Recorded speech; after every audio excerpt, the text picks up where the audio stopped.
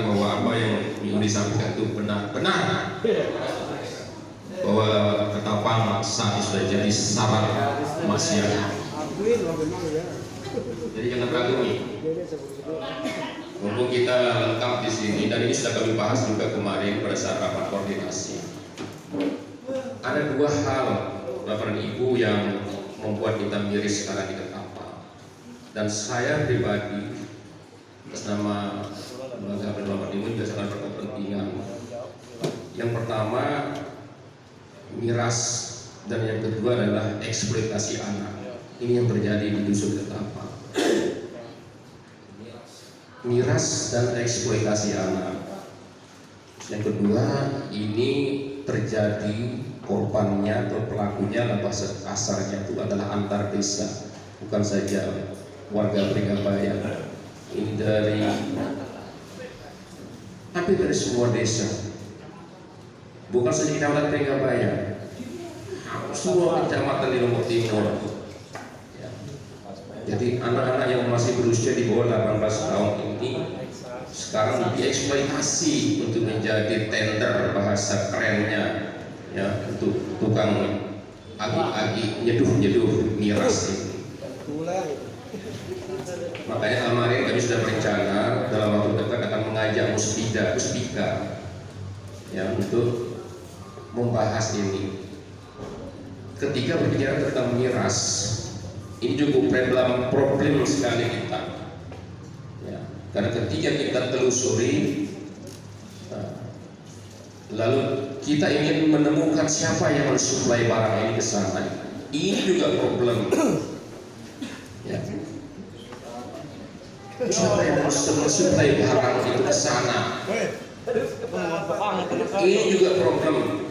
Tapi nanti dari rapat koordinasi kita akan buka dan kita sampaikan siapa pihak-pihak yang mensuplai barang-barang haram ini ke dusun Ketapang, dan siapa juga yang mengeksploitasi anak-anak ini di dusun Ketapang.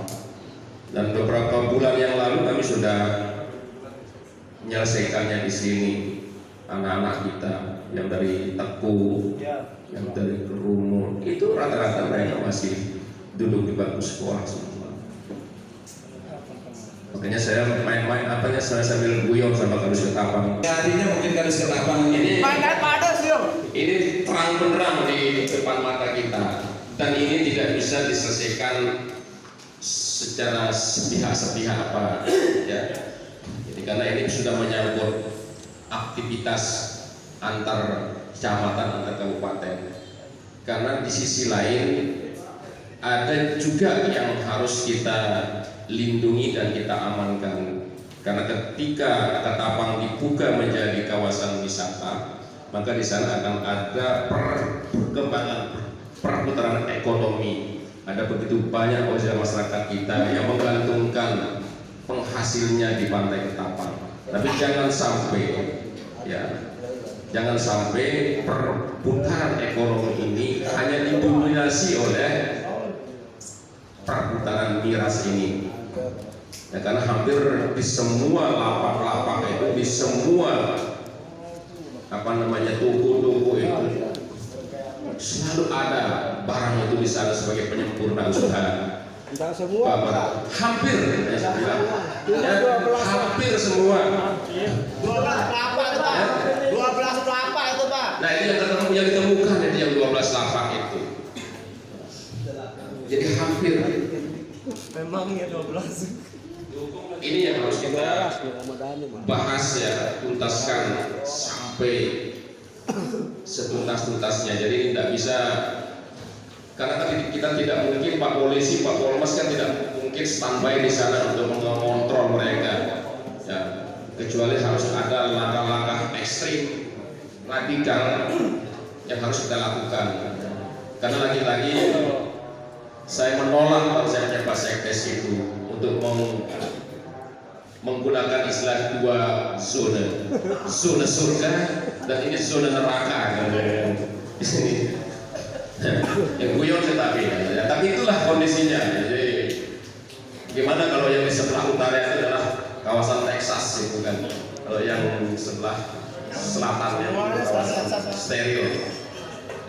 Ya, karena hampir yang gelap-gelap itu ada di kawasan utara. Gak ada istilah pembagian sekarang Pak, semuanya Texas sekarang. Nah, ini lagi Pak Kadusnya lebih paham lagi ya, situasi kita. Keributan ya. Jadi Dua-duanya ini memang harus kita sikapi secara bersama-sama. Ya kalau masyarakat ya, tapi tentu ini juga harus diinisiasi oleh pemerintah desa tentunya. Dan diinisiasi dan di backup oleh aparat. Kita tidak ingin warga kita justru menjadi penyuruhan dari lapangan. Karena kalau masyarakat kita suruh melarang mereka, pasti mereka akan ribut, pasti mereka akan berdebat, dan pasti yang terjadilah benturan fisik. Nah oleh karena itu aparat negara lah yang tentu kita harapkan yang diberikan kewenangan oleh undang-undang yang untuk melakukan langkah-langkah progresif untuk mencegah, meniadakan, membasmi peredaran dan miras dan praktik-praktik lainnya di kawasan Pantai Ketapang. Insya Allah kita waktu dekat nanti Pak akan undang ya melakukan koordinasi terkait dengan Perdes. Ya mungkin itu akan kita coba. Cuman persoalannya kemudian adalah ini ada kaitannya dengan usul Misuni tadi.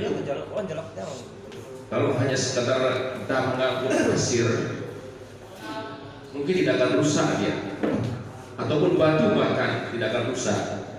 Jika kualitas pekerjaan itu dijamin, ini bagaimana? Becak saja dia akan hancur karena campurannya satu-satu. Satu sak semen, satu dam pasir.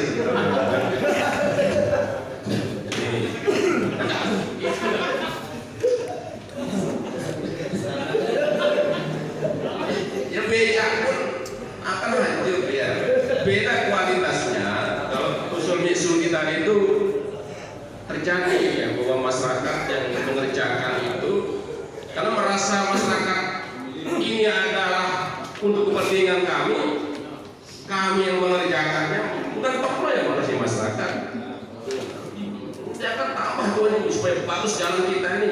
Dia seharusnya menghabiskan semen 2 sak, tambah kemarin kita ulang, pakai 5 sak kita pakai biar sumur kita tidak rusak. Maksudnya seumurnya itu tidak rusak. Bahasanya Maman kan sumurnya tidak sirap Pak. Ya. Kalau dijelaskan Ya, ya kenapa? supaya Misudi apa yang menjadi hajat Pak Kadus sebagai pengelola di Masna itu ada hak ketika kita membentuk TPK itu, tolong itu disebut juga itu. Ya nanti ini yang jelaskan, ini yang punya bagian ya. Dia yang akan menyampaikan bagaimana mekanisme pengerjaannya gitu kan. Ya 2025 lah, kalau sekarang ini mau apa kita mau dorang sekarang ini kan udah mau habis. 2025 dan boleh roh nanti aja. Nanti 2025 lah. Saya kira itu, tapi tetap ya akan kita ya kembali lagi ke sini gitu kan, berniat tadi untuk menerbitkan perdes ya terkait dengan pelarangan kendaraan-kendaraan berat yang masuk. Memang ada tujuan lainnya dari tadi isu itu. Kalau saja kita punya perdes, ada material yang diangkut, kan ada pengesup nanti gitu kan. Jadi ada masyarakat yang harian untuk mengangkutnya ke dalam, menunggu dia dan sebagainya, dan juga membuka lapangan kerja baru. Mungkin itu nilai ekonomi perputarannya yang kita harapkan dengan terbitnya perdes ini. Baik, saya kira itu ya nama-nama bisa kita sini mendengar yang tadi itu. Kita ini sudah bungsu, sudah bibir kita ini